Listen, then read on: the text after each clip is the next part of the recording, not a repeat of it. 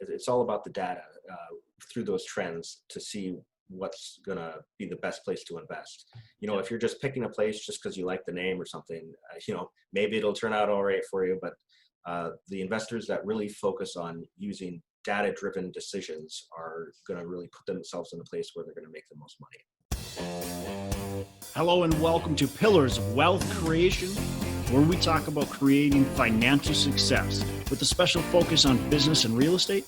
I'm your host, Todd Dexheimer. Now, let's get to it. Hello and welcome back to Pillars of Wealth Creation. I'm your host, Todd Dexheimer. With me, as always, we got Matt Jones. Matt, how are you doing today? I'm having a great day today. How are you doing, Todd? Doing excellent. Always, definitely. Just enjoying some life. We've got some fun camping trips coming up, so we're excited about that. Although we had this pop-up camper, and we've had it for the last couple of years. And at first, I kind of fought getting it. I didn't want to. I like tenting, and so I fought getting it. We got the pop-up, and we got two little kids, and the pop-up has been great. It's been awesome. Just got air conditioning, which is really nice when it's 98 degrees and like humid.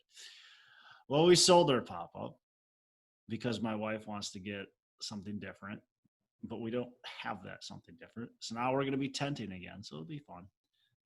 Back to the tent. I'm hoping it's not like 100 degrees outside, but it'll be good. So next couple of weeks, that's what we're doing. We're just hanging out in the woods. So it'll be fun. Sweet. Yeah. What about you? Anything new with you? Oh, so my wife had COVID and I probably had COVID too, but today is my first day off of quarantine. So that's good. So I can get out and about and take care of some stuff. And you were saying you're feeling pretty good. You never got crazy sick and your wife never got crazy sick, which is good. But you guys are both kind of back to normal. Mm-hmm. Yep, exactly. Yeah, our symptoms were mild, thankfully. Yeah, awesome. Well, that's good. It's a blessing.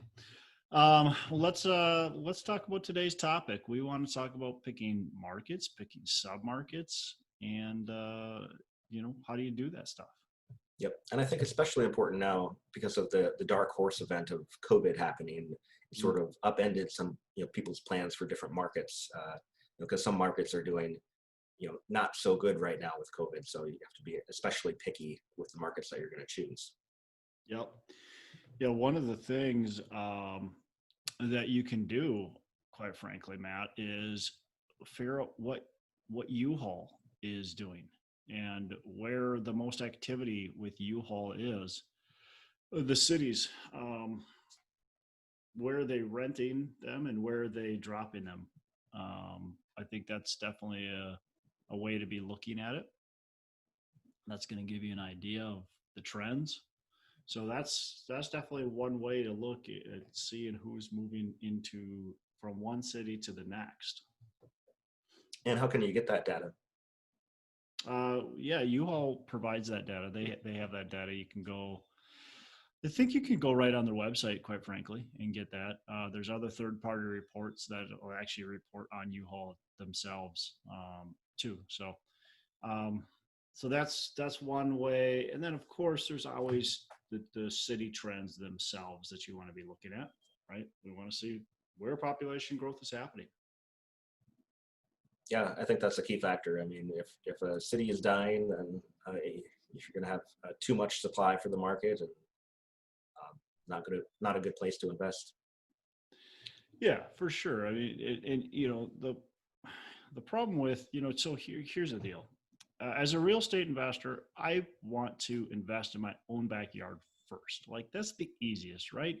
You're going to probably, I shouldn't say get the best results, but if everything's equal, if all chips are equal, investing in your own backyard is the best. It just is. But even within your own backyard, you've got certain areas, certain markets that are going to be better than others. So, I live in the north kind of east suburbs of the Twin Cities. Well, is that where the growth is? Is that where all the trends are? Not necessarily. There is some growth and then there is some trends in kind of my area. But when I look at the Twin Cities as a whole, the trends are more to the west, right? And to the southwest in particular, west and southwest. And so, you want to dig in, and it's not just a straight line. It's not perfect. It's not like, oh, we've got anything south and west, we're good. It's not necessarily that simple. So we still want to dig in to the trends. So first, backyard's great. Let's dig in. Like, okay, let's look at the Twin Cities as a whole. I can invest in the Twin Cities, but is investing in, let's call it South Minneapolis, Phillips neighborhood, is that the best place to invest? Maybe, maybe not. We want to look exactly, is that right? Or is investing in a city like, let's call it Eden Prairie, is that the best way? So we want to look at the whole data, the whole trends. And we also want to look at a lot of what's going on in the city itself and all that. So we'll dive into kind of those strategies today. And I think you touched on the key point here is it's all about the data through those trends to see what's going to be the best place to invest. If you're just picking a place just because you like the name or something, maybe it'll turn out all right for you. But the investors that really focus on using data-driven decisions are going to really put themselves in a place where they're going to make the most money. So I made this mistake when I first was kind of looking at what markets to invest in. And quite frankly, they've turned out pretty decent still yet. But the mistake that I made was just going, oh, I like this city. It's got all the factors that I'm looking for. So I like this city, right? And then I put a blanket statement over that city and go, I want to find properties within that metro area. And that's it. And that's what I'm looking for. But I'm not necessarily digging even deeper. And that was a mistake that I made. So just because you like a city, you like an area, if you like the Twin Cities, well, it's a big area. Columbia Heights is different than Edina. And so we have to know what's within our city. I invest in Cincinnati. Well, even in Cincinnati, if you look at the city as a whole, we've got, Westwood, and we've got, I don't know, name a different neighborhood. There's bunches of them over the Rhine, so we've got totally different, two different, trends going on, totally different markets. And we're going to have different results within the city itself. So we want to start at a large level. Like, we want to say, okay, I like Texas because I like, they're job friendly, they're driving in, but okay, but what does that mean? Texas is a huge state, is one area of Texas better than the other? And then, okay, maybe I picked Houston. Okay, well then is Houston the whole, are we talking the whole metro, or are we actually talking one or a couple few areas of Houston? Like, where is the progress? That's really important. Yeah. And I would say, if somebody's just starting out, choose like maybe 5 to 7 or so markets that you like, and then do a deeper dive into different criteria and maybe even rank order those different criteria to see like what is the best market of these, so that you're not making a subjective decision, but rather an objective based on evidence. Yep. Yeah, and I want to clarify, because I know you kind of said this, but I just want to clarify, since you did mention 5 markets. What I want to make sure people didn't misunderstand what you said is we're not telling you to take 5 markets and start really trying to find properties in those 5 markets. What Matt was saying is find 5 markets and dive into those markets. And then, as you said, choose the best market to then focus on. So make sure you're not focused on 5 markets. Okay. We can kind of dive in and look at those 5 markets and go, okay, I really like Jacksonville, Florida. That's my market, and I'm going to focus on that. And then we can dive into Jacksonville. And then we can go, okay, I like the east side of Jacksonville, east of the river, and I like the north, whatever quadrant of that part of the east side. And so we can really then dive in and start to go, okay, this is where I want to be. Exactly. The more focused your efforts are, the better results you're going to find. There's over 19,000 cities across the United States. If you try analyzing and investing in all of them, it's just, you're not going to, you're going to be spinning your wheels the whole time. Yeah, that's just it. And Matt, I mean, you know, we we want to focus. I think that's so important. And I get like some people are going, oh, but if I focus, then there's not as much opportunity, and then I can't, how do I find properties if there's not much opportunity? Well, I get that, but there's going to be better opportunity if you actually focus on certain cities, on certain areas, and you can always expand and grow and go to an additional city or two. You want to be very cautious, very careful, and not just expand for that you know reason, but if you can focus and be niched, you're going to have more success than if you're just well, let's just find the best deal. It doesn't matter where it's at type of person. If you're just looking for a deal, you're not going to find a deal unless you're truly, truly focused. Yeah, there's that saying that if you chase two rabbits, you're not going to catch either one. Yeah. Yeah, I like that. I've never heard that, but yeah, that's absolutely true. And the other thing too is you have to build a team, right? You have to have property management companies, lenders. You have to get to know the brokers, all that stuff, and more is so important to your success. And if you're in 5 different cities, well, excuse me, you're just not going to be successful unless you've got a team, right? A big team, and you've been doing this for a while. So the companies that you see that are in 5, 6, 8, 10 cities, well, yeah, but they've got, 2,000, 3,000, 5,000 units, right? Or they're partnering with people in those cities. They're not just going in blindly. It just doesn't happen. Yep, exactly. So we mentioned a couple of trends to look at already, Yep. unemployment and population growth. What are Yep. some other key factors that you look at? Well, let's stick with job and unemployment. I mean, that's number one, right? So Mhm. job creation is in my opinion, the most important factor. So maybe you've got this, COVID is going to change some trends, right? People are going to try to move for various reasons, but in my opinion, a lot of that's short term, because if the jobs aren't there, you're not going to be able to stay there, right? It's just not sustainable unless you've got a mobile job or a job where you can work from home. But even so, is that a lasting trend? I'm not so sure that I'm going to jump on that board yet that says that trend's going to be, lasting forever. Everybody's working from home. I think there's a small percentage that will, and that's going to uptick, right? But I'm not ready to jump on the bandwagon that says, yep, everybody can live anywhere. You have to find the cities that have jobs, right? And so if the city you're looking at is not creating jobs, don't invest there. Look, you can go on the internet, you can search, you can just certain keywords, simple keywords, job growth, new companies coming into whatever city. And look at the employment data. You can type in search like employment data, future growth, right? So we can get to the projections. Um, and then there's, of course, like you go on to the Met Council, you go to the Chamber of Commerce, and then big brokerages like Marks Millichap, CBRE, Colliers. They've got a ton of information to Bureau of Labor and Statistics. Now that's more arduous. That takes more time, but you can dive in. And of course, then there's paid reports as well.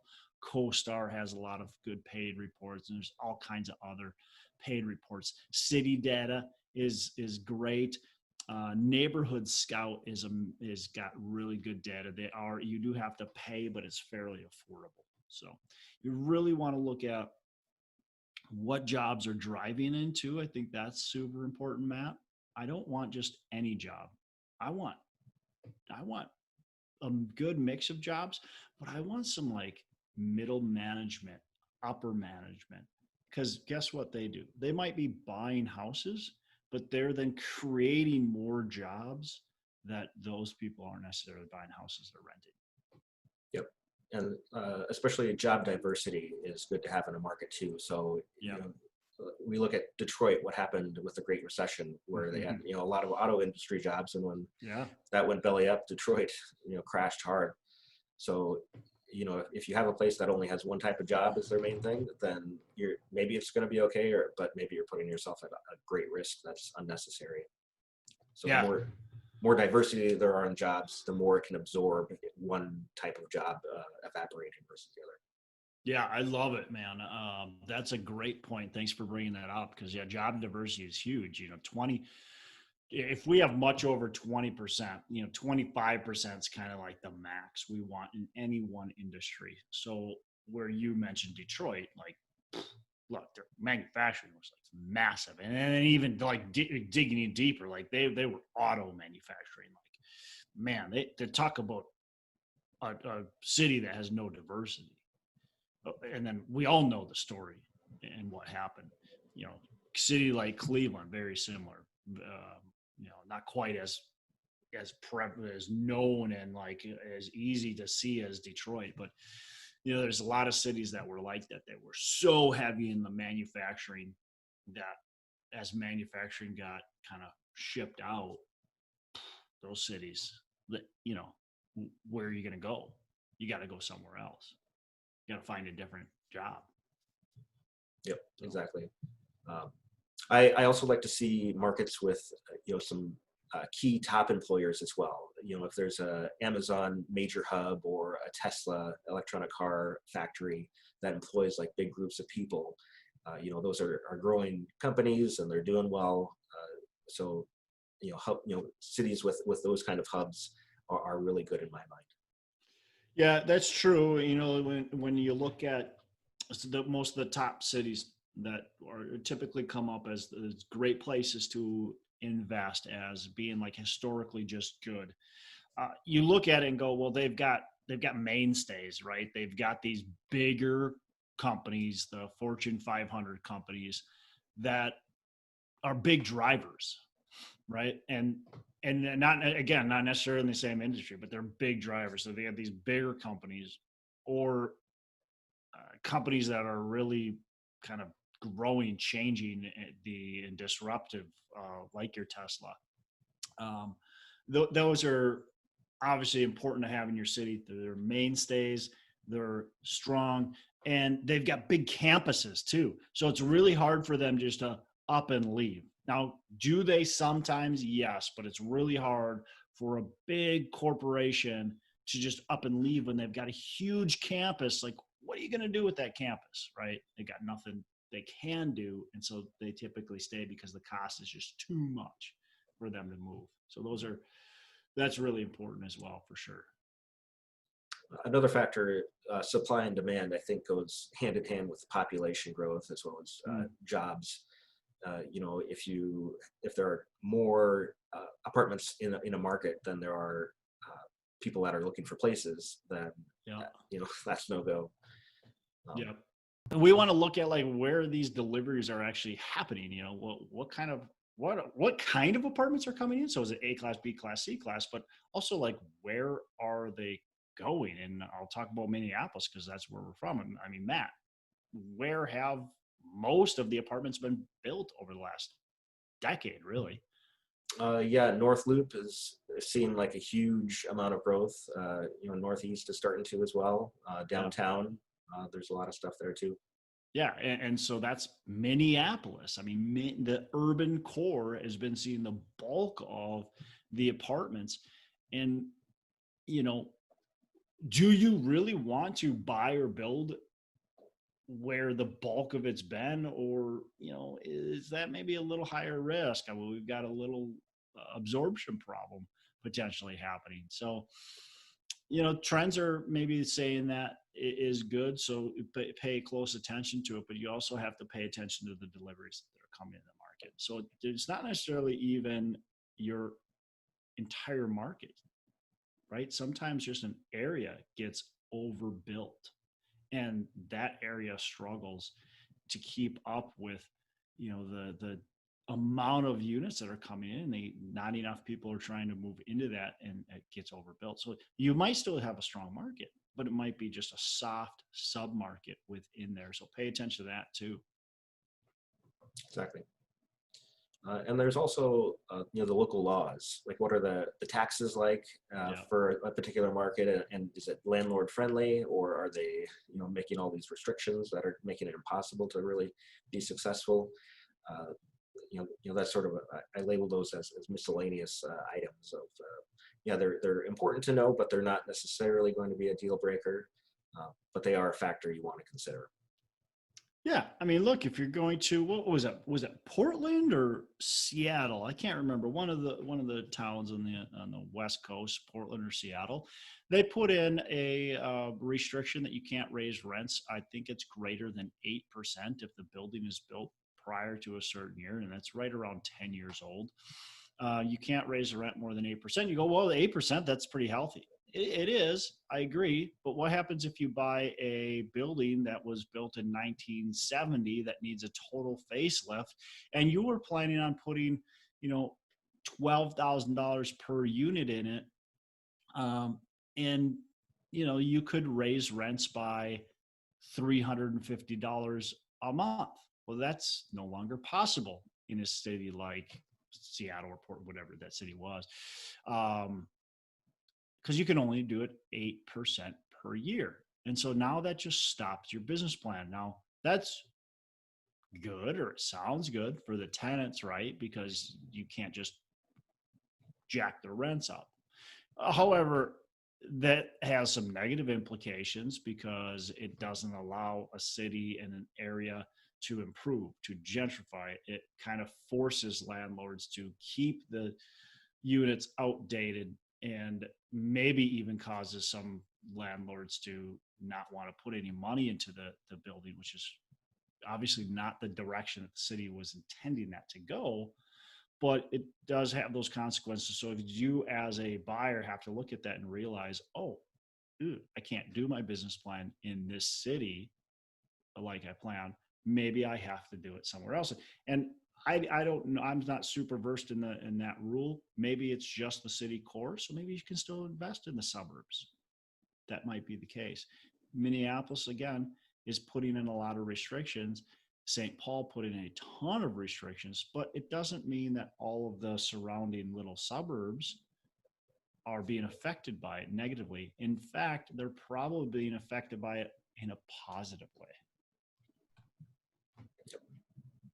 Exactly. I mean, so if you just go outside those areas, you can still get the benefit of the population, but without those extra restrictions. Yep. Yeah, and that kind of goes along too with the next thing is government planning, Matt. It's really important, I think, to understand what the government is doing, and not only just with rental housing, but what are they doing to bring in new industry? What are they doing to develop relationships with companies? How are they envisioning the future? Every city has a master plan. You can find it right on their website. And they have a vision for the future. So what are they doing? What type of areas in the cities are they targeting? Where do they want the development to go? Are there big restrictions on development, right?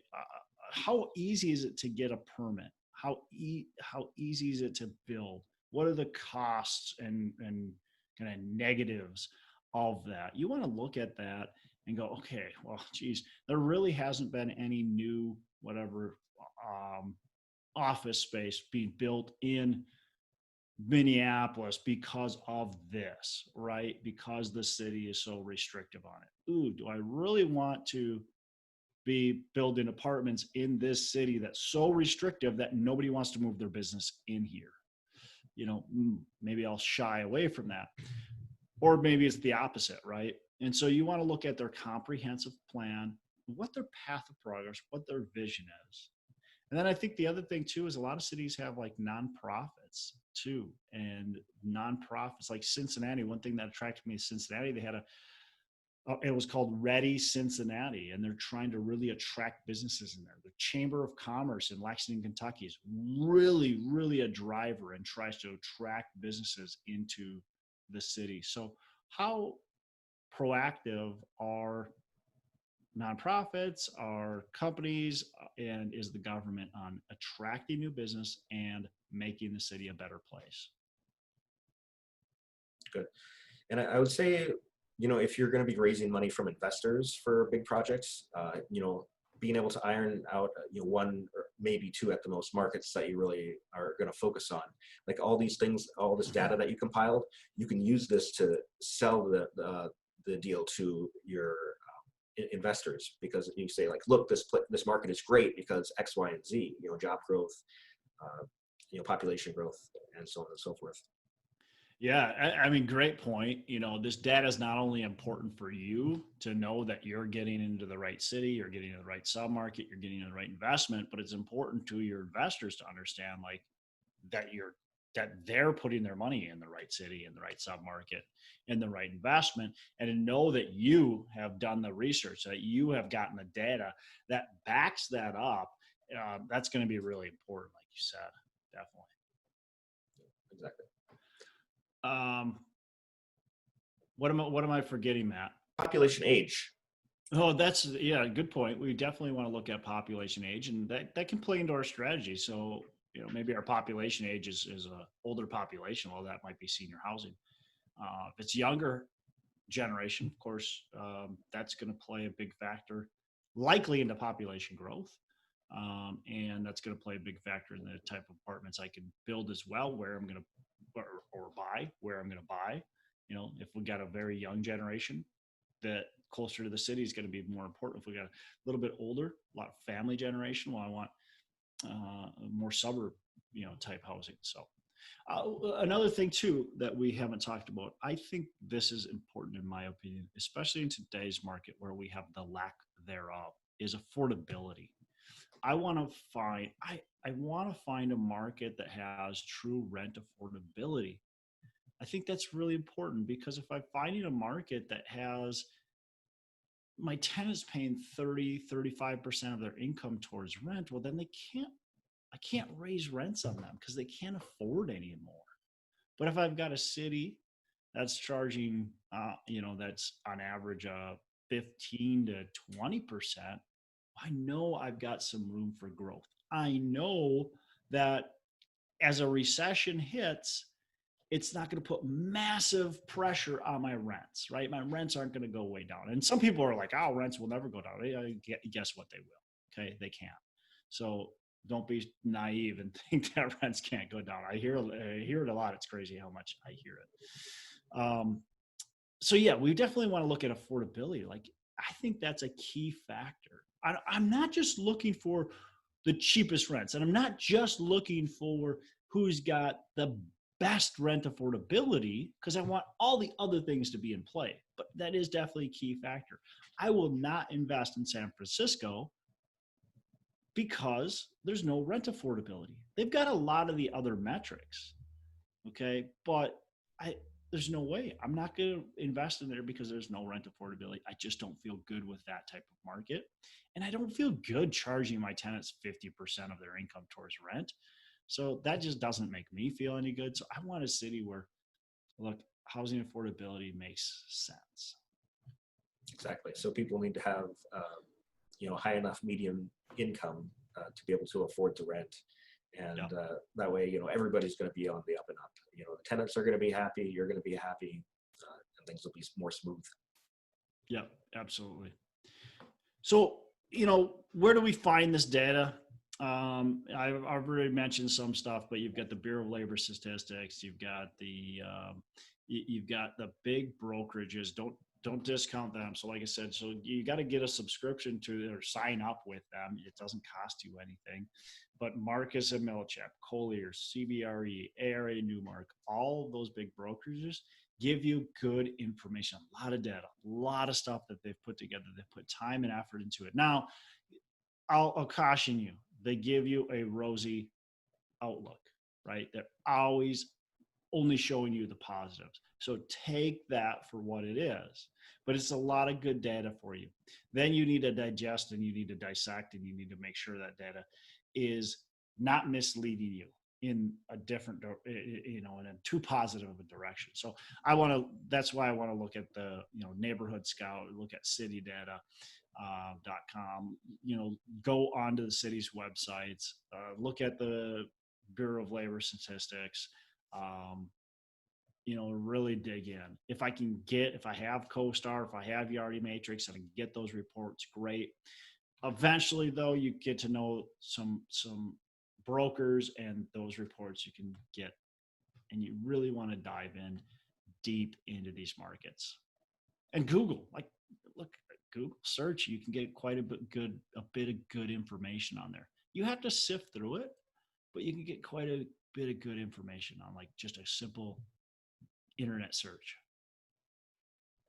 And census.gov also has some good population data. Yep. As well. Yep. Absolutely. Great. So I think one of the biggest things is don't necessarily follow the herd, right? The herd is there last, right? So everybody gets excited about a market. When everybody's excited and everybody's buying and the prices are being driven up and they've gotten to a higher point, you don't necessarily want to. That might be a good market today, but is it on this last leg? And it's not to say don't get into that market. I wouldn't tell anybody not to get into that market, but you got to really make sure the data is still telling you to get into that market, because it's really easy. A lot of people, the companies get in, they start doing really well, they're making a lot of money, the trend picks up and everybody starts buying. They run into it, they're buying real estate, they're going, and those big companies quietly exit the market, or they own but they're not buying. So either they exit or they just hold, right? But nobody pays attention to them anymore because they're old news. They're old. They don't know what they're talking about anymore. Whatever it is. And those companies that are smart, that have the data, that understand the numbers, like I said, they've either stopped buying or they've sold. And it's too late if you buy at the end, right? So you want to make sure you're paying attention to the data, you're paying attention to the numbers, and you're looking at it. The exuberance will continue well beyond the point of, this is a market that we shouldn't be investing in. People are still excited about that market until it crashes, right? Until it goes the other way, pear-shaped. So you want to pay attention to that. And a lot of markets necessarily don't crash, but they just get that oversupply. They hit a cycle. Every market hits cycles. Some market cycles are 6 years. Some market cycles are 60 years. Good. All right. Well, that's all I got. How about you? No, I think that covers most of it. We can, just dig into the data, look at the trends, look at what's going on, and formulate your own expert opinion. Don't rely on other people's experts' opinion, because look, how do you know they're right? And I think that's so important. You've got to look at other experts' opinions, but you have to formulate your own as well. And that's so important. Exactly. I mean, because other people could be wrong or not really look at things the same way as you do. Yeah. One thing, a couple last things. First of all, once you find that good market, pay attention to the data, continue to look at the data, but don't always be looking for the next best thing. I think that's really important. You've got to establish relationships. You've got to continue to work hard in that market. So that's really important. Don't always be jumping around. Still pay attention to the data. Sometimes you are going to say, okay, now's the time to sell. I'm going to find the next market, but it shouldn't be all the time, right? If you're doing it right, you're getting in a market and you're staying in a market for 5 to probably 15, even longer years. It's not a 1 year thing. It's not a 2 year thing. You're not always looking for the next shiny object. That's really important. The other thing is, don't look for just the cheapest market, right? Don't look for that market that has the highest cap rates, that has the cheapest real estate. I think that's really important. Again, and I've said this before, I'll say it real quick here, but a 5 cap increases in value faster than a 10 cap, right? If I've had $100 of NOI increase on a 5 cap, I created $200 worth of value. Where if I only have 100, if I have the same amount, 100 with a 10 cap, I've only created $100 worth of value. So just understand that you create more value with that lower cap. Appreciating market makes a lot of sense. So. Good. All right, man. That's it. I could be on the soapbox for a while, but I think let's wrap it up. All right. Sounds good. All right, Matt. Well, have a fantastic rest of the day. Make every day Saturday, man. Yeah, you too. All right. Hey, thanks so much for listening. I appreciate you being a loyal listener. I would love to have you go on to our Facebook page and subscribe. Give us a thumbs up. Go on to iTunes or wherever you listen and give us a rating and review. Don't forget to subscribe. But your rating and review just helps us push this out to more and more people and continue to grow our audience and hopefully positively affect a ton of people out there that really need this and want this. So the other thing I've got for you is a free ebook on my website. So go on to venturedproperties.com, and download our free ebook on real estate and on syndication. And I've got some data points in there, some really good stuff for you. So I'd love to have you take a look at that. It's free. I'm not expecting anything from it.